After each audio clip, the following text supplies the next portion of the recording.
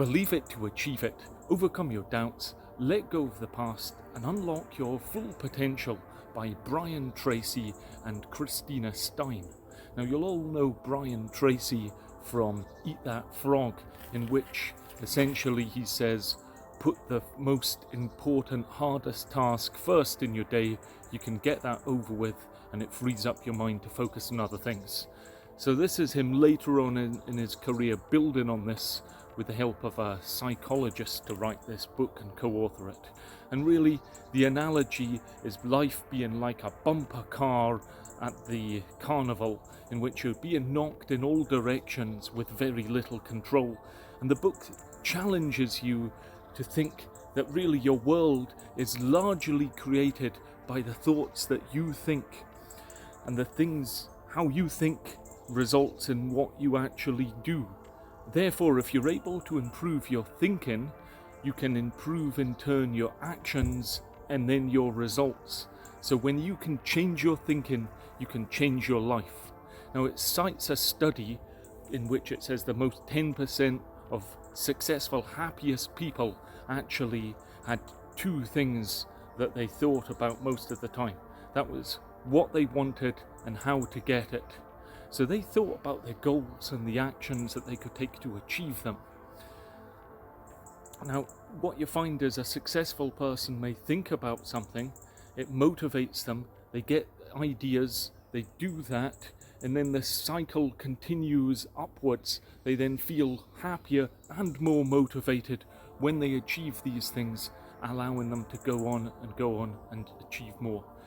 As one of the co-authors is a psychologist, it's not surprising that upbringing is mentioned in this, in which some parents would have a controlling attitude in which you say you can't do that, which may well be appropriate at the time if a child is going to run under a train, for example. But that may then lead the child to develop in future life fear of failure. And there's also conditional love, in which a parent may say, I love you if you do this, or perhaps more subtly, and that may lead to a fear of rejection. The other thing that you could see is that if somebody is over concerned with other people and often hypersensitive to reactions from others, and they feel that they're being persecuted, at times this person may have been raised with destructive criticism and a lack of love. And really I'm mentioning that because you need to be aware of how that could impact you to the current day and others around you. Now, the majority of emotions that you feel are dictated by how you talk to yourself, and people with good self-esteem talk to themselves well, and they're a pleasure to be around. So you'll find in different situations they will tend to thrive. So what we want to do is rule out negative emotions. Now there's 4, they like lists in this book. There's 4 factors that create negative emotions. One is justification. You're going about saying, yeah, the reason I feel bad about that is because of this, and you're preoccupied with a situation, trying to tell others about how difficult it is, and you're actually not doing yourself favours there.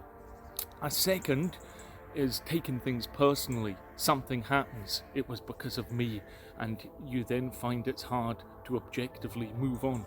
Thirdly, being hypersensitive to others' thoughts, opinions and attitudes.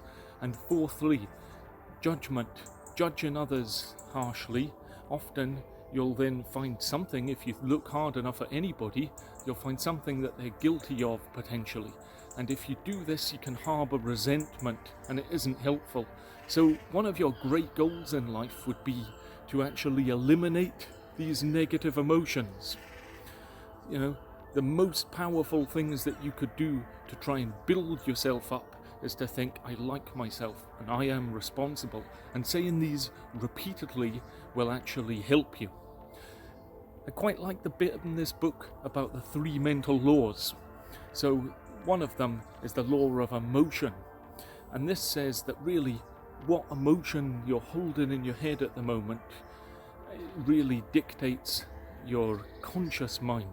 So if you can deliberately put positive things unconsciously, you're getting good things, the subconscious kicks in, everything good happens. The second is a law of habit. Now this is what you do repeatedly becomes a new habit. And good habits are easy to break but hard to form. But if you can get in the mindset of doing good productive habits, it will help. And one of the main habits here is about positive thinking. Now the third final law of thinking it mentions is the law of substitution. This is that you can really only think, your brain can only hold so much. So if you've got something negative in there, something positive isn't replacing it. But equally, if you can clear your mind of negative things, it will just be filled with positive things. And this will be fantastic for you. Mentions also a little bit about near-death experiences in which they've interviewed people, or more quoted other people who have interviewed them. And seemingly there's 2 questions you're asked, and they're what have you learnt, and how have you increased your capacity to love? Now, I'll let you all reflect on those, but that's just what they're saying here. So, another tip to success here is to eliminate the 2 words if only.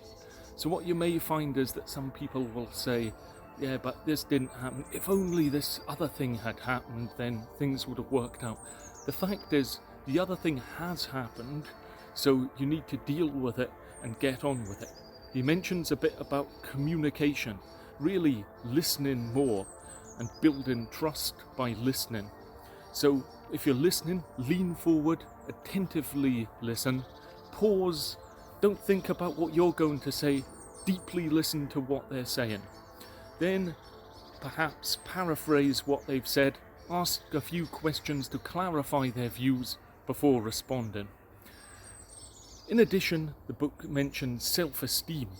Now, there's the central role of self-esteem in success, happiness, and good relationships. And a core driver of self-esteem is self-efficiency. And that's how good you are at getting things done. So, really, if you can think of a new challenge, that you can think this is an opportunity to build up your self-esteem, your courage, your confidence, and this can really propel you on to bigger goals in future. I do hope you found that helpful. Feel free to like and subscribe, and I hope to see you all next time. Take care.